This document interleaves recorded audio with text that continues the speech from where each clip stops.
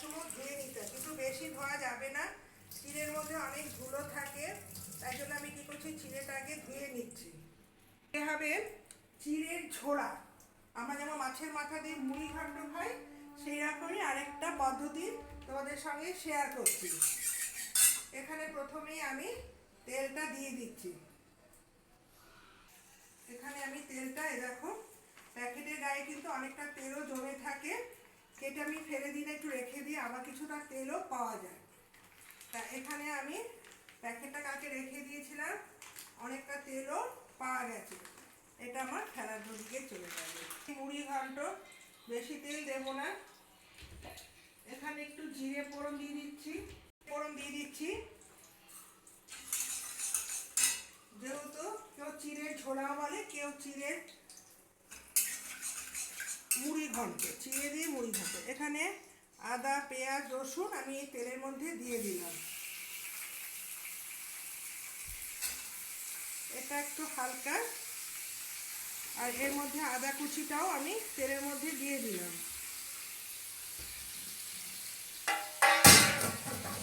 এটা একটু ভেজে নিতে হবে, যাতে পেঁয়াজের কোনো কাঁচা গন্ধ না আসে। এই মুড়ি ঘন্টর মধ্যে আমি একটু নুন দিয়ে দিলাম,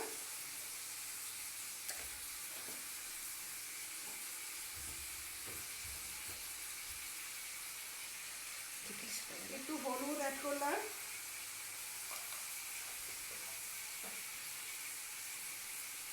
আর এটার মধ্যে আমি একটু লঙ্কার গুঁড়ো দিয়ে দিচ্ছি, সামান্য একটু লঙ্কার গুঁড়ো কালারের জন্য।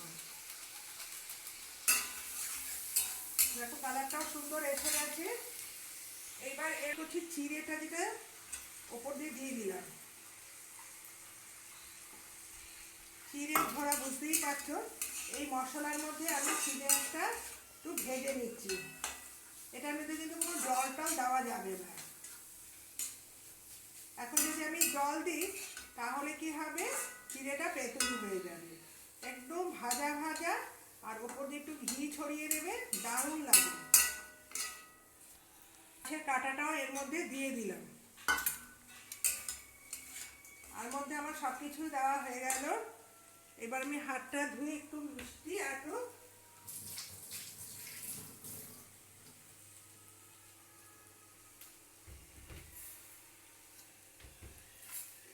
একটু মিষ্টি দিয়ে দিলাম,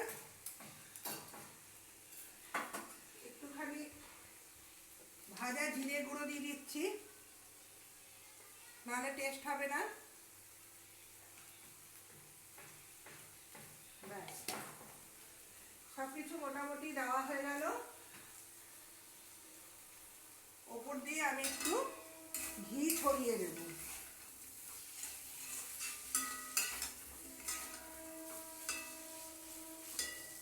এটা চাপা ঢাকা দিয়ে বেশ হতে থাকবে। এর মধ্যে অল্প একটু ঘিয়ের ছেটা ঘি দিয়ে দিচ্ছি। এই দেখো একটুখানি ঘি অ্যাড করে দিচ্ছি। ঘিটা অতি অবশ্যই দেবে, কেন ঘিয়েই কিন্তু এই মুড়ি ঘন্টটা টেস্ট হয়। যে কোনো রান্নার মধ্যে একটু ঘি, গরম মশলা দিলে বেশি ভালো লাগে। দেখো মাছের মাথা দিয়ে চিড়ে দিয়েও একটা তরকারি রান্না হয়। আজকে দেখি যেমন গরম পড়েছে, তেমন আকাশ আবার মেঘও করেছে, মানে বিভৎস গরম যাকে বলে। তাই জন্য আমি তো দেরিতেই রান্না করি। এখন ভাবছি সকাল সকাল রান্নাটা সেরে নিচ্ছি, নিয়ে এবার চান করব। চান করে রান্না করতে একদমই ভালো লাগে না। এই চান করে আবার যদি রান্নাঘরে আসতে হয়, মাথা গরম হয়ে যায়। তার থেকে ভাবছি এখনই যে চানটা করে একদম চলে যাব চান করতে, তারপর একদম পাখার তলায় বসবো, তারপর একদম ভাতটা পরে করব, কারণ গরম গরম ভাত খাই। এইভাবে রান্না করা ছাড়া কোনো উপায় নেই। ঠিক আছে, তোমরা সঙ্গে থেকো এবং ভালো থেকো। নতুন বছরের নতুন শুভেচ্ছা। কালকে রান্না করতে করে কিছু দেখাতে পারিনি, কারণ জানোই পয়লা বৈশাখে ব্যস্ত। তাই জন্য আজকেই তোমাদের শুভেচ্ছা জানাচ্ছি। এটা অক্ষয় তৃতীয়া অবধি শুভেচ্ছা চলে। পয়লা পুজোতে যেমন কালী পুজো অবধি চলে, আর পয়লা বৈশাখ হচ্ছে অক্ষয় তৃতীয়া।